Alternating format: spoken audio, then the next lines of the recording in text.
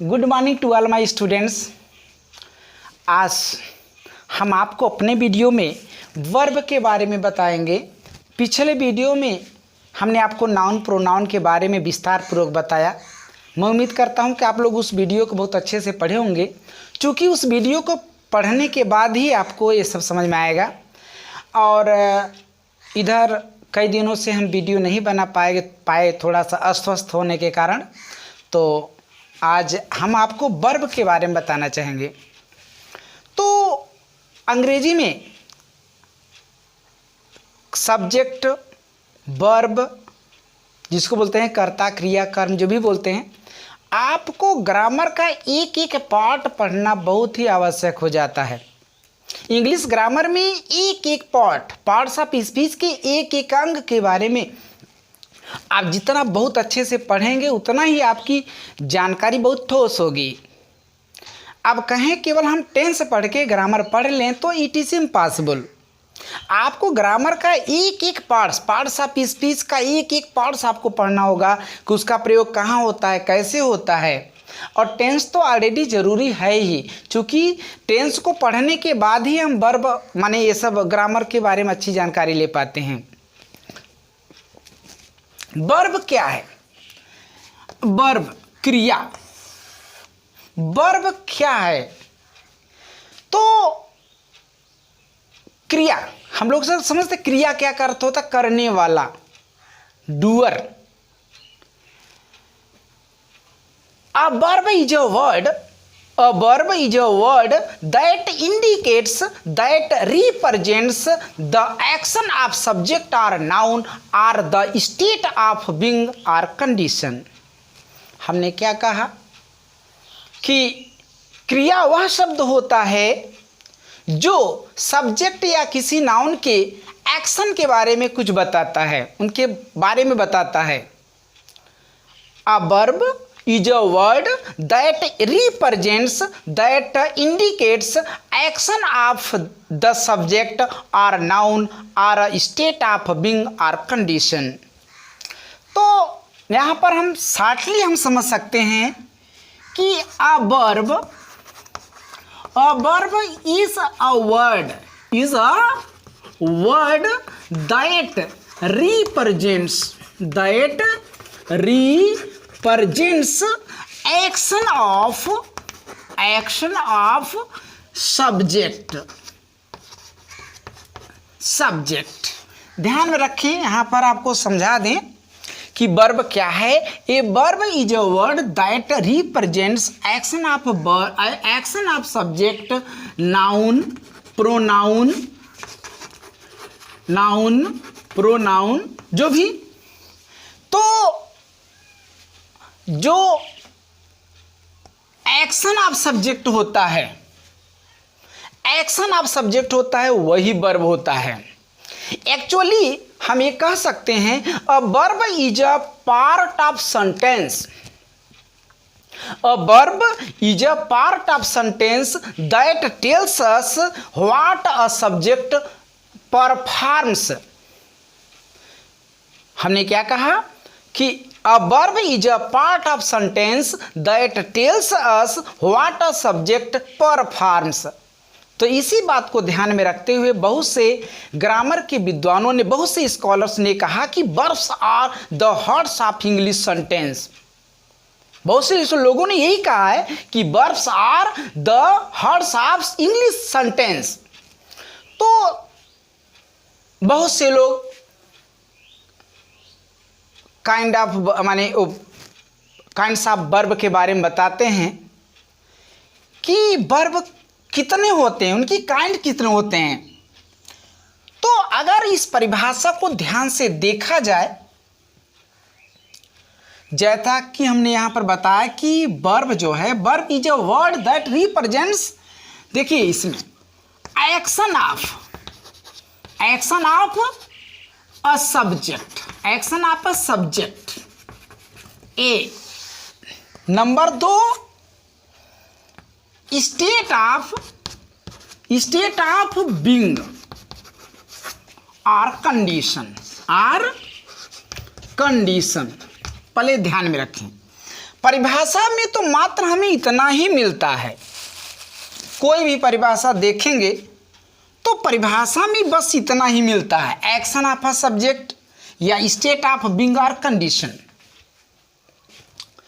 अब परिभाषा को देखकर तो हम यही कह सकते हैं कि वर्ब तो दो ही होते हैं, action verb, state of being verb. State of being verb को ही लिंकिंग वर्ब पढ़ा जाता है। इस बात को हम आपको अगले वीडियो में बहुत अच्छे से बताएंगे, लिंकिंग वर्ब के बारे में। जो भी माने वर्ब जो काइंड हैं, आपको linking verb, primary auxiliary verb, modal verb, passive verb, active verb, जो भी होगा हम आपको वन बाय वन बताते जाएंगे। लेकिन आज के वीडियो में हम आपको सिर्फ वर्ब और फिर आपको ट्रांजिटिव वर्ब और इनट्रांजिटिव वर्ब एक तरफ से हम आपको बताना शुरू करेंगे। आप ध्यान से देखिएगा। अब अगर इस परिभाषा को ध्यान में रखेंगे तो यहाँ पर जो काइंड्स ऑफ वर्ब है वो केवल दो है, यानी दो ही प्रकार के वर्ब होते हैं। हमने क्या कहा कि अगर उपरोक्त परिभाषा को, डिफिनेशन को आप अगर ध्यान में रखेंगे तो वर्ब दो ही होते हैं। यहाँ पर हमने बांट दिया है action of a subject, the state of being और कंडीशन। तो इस तरीके से आपका वर्ब केवल दो ही होते हैं। पहला होता है क्या, ट्रांजिटिव वर्ब, दूसरा इनट्रांजिटिव वर्ब। तो आइए हम पढ़ाते हैं एक तरफ से, आप ध्यान से देखिएगा। ट्रांजिटिव वर्ब, पहले हम पढ़ेंगे ट्रांजिटिव वर्ब। पहला हम पढ़ेंगे क्या, ट्रांजिटिव वर्ब। ट्रांजिटिव वर्ब को कहते हैं सकर्मक क्रिया, सकर्मक क्रिया बोलते हैं। यानी वह क्रिया जिसके साथ कर्म जुड़ा हो, कर्म साथ में हो। पहले आप हिंदी को देखिए, यानी आप हिंदी में पहले परिभाषा पढ़ लीजिए कि ट्रांजिटिव वर्ब किसे कहते हैं। तो ट्रांजिटिव वर्ब का यहाँ पर जो हमने हिंदी बताया, सकर्मक क्रिया, यहाँ पर हम देख सकते हैं वह क्रिया जिसके साथ कर्म हो, वह क्रिया जिसके साथ कर्म हो। थोड़ा देहाती तरीके से कि वह क्रिया जिसके साथ कर्म जुड़ा हो, यानी जिस क्रिया का कर्म हो वहाँ सकर्मक क्रिया कहते हैं। लेकिन यहाँ पर आपको बहुत ध्यान से समझना है कि ट्रांजिटिव वर्ब सकर्मक क्रिया क्या है। और ट्रांजिटिव वर्ब इज वन, और transitive verb is one that is used with an object, a noun, a phrase or a pronoun that refers to a person or thing that is affected by action of verb. हमने क्या कहा, इसको ध्यान में आपको समझना है। CBSE board वालों को, बच्चे के लिए बहुत ही ध्यान से आप समझें कि ट्रांजिटिव वर्ब क्या है। ट्रांजिटिव वर्ब यानी कि वह क्रिया जिसके साथ कर्म जुड़ा हो, जिस क्रिया का कर्म भी हो, उन्हें ट्रांजिटिव वर्ब कहते हैं। A transitive verb is one that is used with an object, a noun, a phrase or pronoun that refers to a person or thing that is affected by the action of verb। तो सीधा सीधा आपको समझना है, जैसे मैं आपको यहाँ पर समझा दूँ। ट्रांजिटिव वर्ब शॉर्टली इसका परिभाषा आप समझ लें।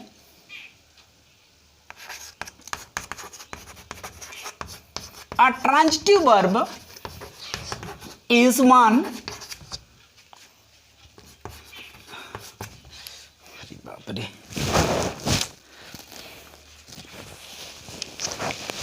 बहुत भाई गर्मी है थोड़ा।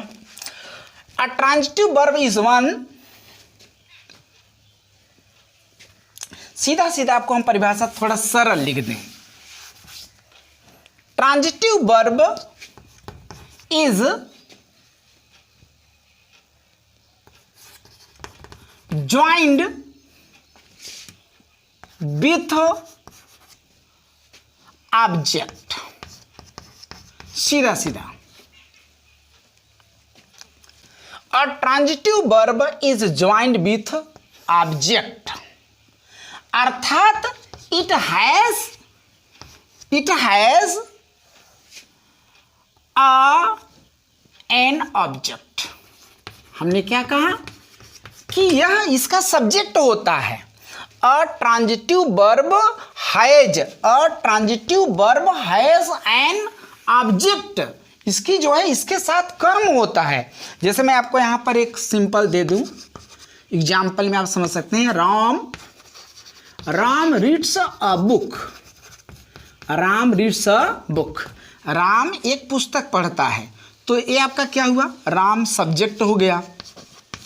क्या हुआ, राम सब्जेक्ट हुआ। और ये क्या हुआ, आपका वर्ब हुआ। तो सब्जेक्ट वर्ब, फिर यहाँ पढ़ता है, क्या पढ़ता है, व्हाट, यानी क्या पढ़ता है, राम क्या पढ़ता है। जब हम लोग कहते हैं राम क्या पढ़ता है, तो राम क्या पढ़ता है, पुस्तक पढ़ता है, तो ऑब्जेक्ट निकल आता है। आप ध्यान दें, तो जिस क्रिया का, भाई इस क्रिया का, जिस क्रिया का कोई ऑब्जेक्ट हो, यहां पर हम देख रहे हैं, जिस क्रिया का अगर ऑब्जेक्ट है तो वह क्रिया, ये जो क्रिया है यह आपका ट्रांजिटिव वर्ब कहलाएगी, ट्रांजिटिव वर्ब कहलाएगी। आप इस परिभाषा के द्वारा देखें, Ram reads a book, Ram एक पुस्तक पढ़ता है, तो राम आपका सब्जेक्ट हुआ और ये आपका वर्ब हुआ, मेन वर्ब, ये आपका मेन वर्ब हुआ। फिर मेन वर्ब का ये आपका मानी राम पढ़ता है, तो राम क्या पढ़ता है भाई, कि एक पुस्तक पढ़ता है। जब हम क्या से प्रश्न करेंगे तो ऑब्जेक्ट बाहर हो जाता है। तो इस क्रिया का कंप्लीटमेंट शब्द क्या है, यहाँ पर इस मेन वर्ब का जो कंप्लीट है वो ऑब्जेक्ट आ रहा है। कंप्लीटमेंट जो वर्ड्स है वो आपका क्या आ रहा है, ऑब्जेक्ट आ रहा है। तो जिस क्रिया का ऑब्जेक्ट हो, जिस सब्जेक्ट का ऑब्जेक्ट हो, जिस सब्जेक्ट का ऑब्जेक्ट हो, लक्ष्य हो, ऑब्जेक्ट हो उस ना, तो वहां पर क्या होता है, ट्रांजिटिव वर्ब होता है। ठीक, जैसे I play football, I play football, मैं फुटबॉल खेलता हूं। सी इट्स मैंगो, हम यहां पर ध्यान दें, दोनों एग्जाम्पल में प्रोनाउन भी है। देखो, मेरा, मैं खेलता हूं, मैं क्या खेलता हूं, फुटबॉल, ऑब्जेक्ट है। ये आपका क्रिया है। तो क्रिया, एक क्रिया में कौन सी क्रिया है, प्ले, ट्रांजिटिव वर्ब है। ये कौन सा वर्ब है, ट्रांजिटिव वर्ब है। ट्रांजिटिव वर्ब कब होगा, जब उस क्रिया का कोई ऑब्जेक्ट होगा, उस क्रिया का कोई ऑब्जेक्ट होगा, सब्जेक्ट का ऑब्जेक्ट होगा, सब्जेक्ट का ऑब्जेक्ट होगा, सब्जेक्ट का ऑब्जेक्ट होगा और क्रिया का ऑब्जेक्ट होगा। तो वहां पर वह क्रिया, यानी जिस क्रिया का ऑब्जेक्ट हो और पास में हो, तो वो क्या होता है, ट्रांजिटिव वर्ब। ये आपका ट्रांजिटिव वर्ब है और जो फुटबॉल है वो क्या है, आपका ऑब्जेक्ट है। तीसरी एग्जांपल में भी ध्यान दे, सी आपका सब्जेक्ट है, यानी प्रोनाउन है, ये सब प्रोनाउन है और ये आपका सब्जेक्ट है। इट्स आपका क्या है, क्रिया है, लेकिन मेन क्रिया है, मेन वर्ब। और मेन वर्ब का, यानी सीता खाती है, क्या खाती है भाई, आम। मैं खेलता हूं, क्या खेलता हूं भाई, फुटबॉल। जब हम क्या शब्द का अर्थ आ जाए, अगर क्या शब्द लगा के हम प्रश्न पूछते हैं और वो उसका आंसर आ जाए ना, क्या का आंसर मिल जाए, तो वो सब ऑब्जेक्ट होता है। तो कहने का मतलब कि जिस क्रिया का ऑब्जेक्ट हो, जिस क्रिया का ऑब्जेक्ट हो, तो वह क्रिया क्या होता है, वह मेन क्रिया जो है ट्रांजिटिव वर्ब कहलाती है। तो उम्मीद करता हूं इतना आपको समझ में आ गया होगा। तो फिर से इसका आप परिभाषा लिख लें। अ transitive verb is one that is used with an object, a noun, a phrase, a person that refers to a person or thing that is affected by the action of verb। तो वहां आपको समझ में आ गया होगा ये चीज आपको। तो ध्यान में रखना है ये आपका रहा ट्रांजिटिव वर्ब। अब हम आपको बता देते हैं नंबर दूसरा, intransitive verb.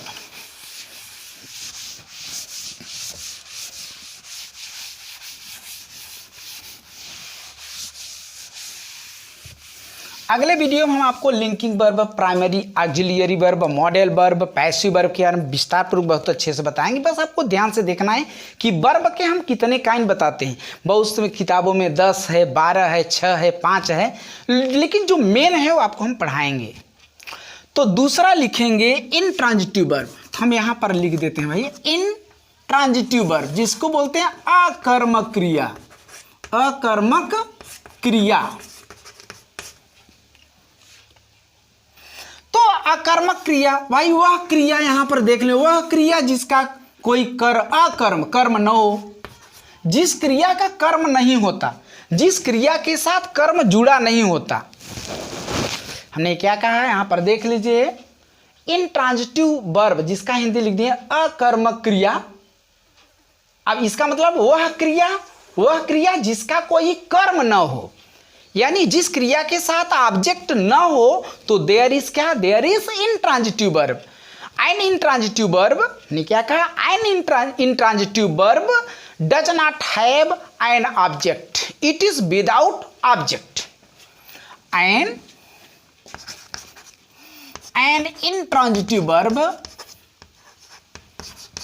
Transitive verb, intransitive verb does not have an object, it is without object। हमने यहां देखो मेन पॉइंट लिख दिया, आप समझे बहुत ध्यान से कि इंट्रांजिटिव वर्ब किसे कहते हैं।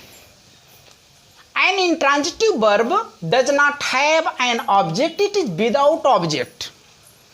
इंट्रांजिटिव वर्ब क्या है, आप हिंदी के परिभाषा समझ सकते हैं। वह क्रिया जिसका कर्म ना हो, वह क्रिया जिसका कर्म ना हो उसे क्या कहते हैं, इंट्रांजिटिव वर्ब कहते हैं। तो इसका एग्जाम्पल भी आप समझ सकते हो, जैसे Sonu is sleeping, Sonu is sleeping, Sonu सो रहा है। इसका सोनू का कंडीशन बताया जा रहा है। आपको हमने वर्ब का परिभाषा आपको हमने बता दिया था, जब आप वर्ब का परिभाषा पढ़ रहे तो उसमें हमने बोला था कि verb is a word that indicates the action of subject or noun or a state of being or condition. तो आर कंडीशन जो हम बताए हैं तो यही है, जैसे Ramesh is happy, Ramesh is happy, Sonu sleeping, और आपका